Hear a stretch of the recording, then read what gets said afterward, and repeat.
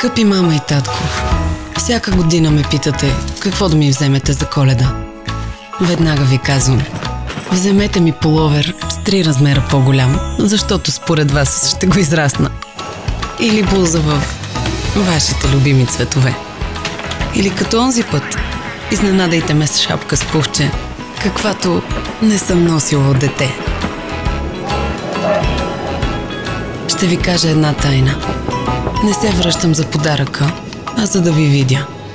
И знам, че каквото и да ми вземете, ще бъде перфектно.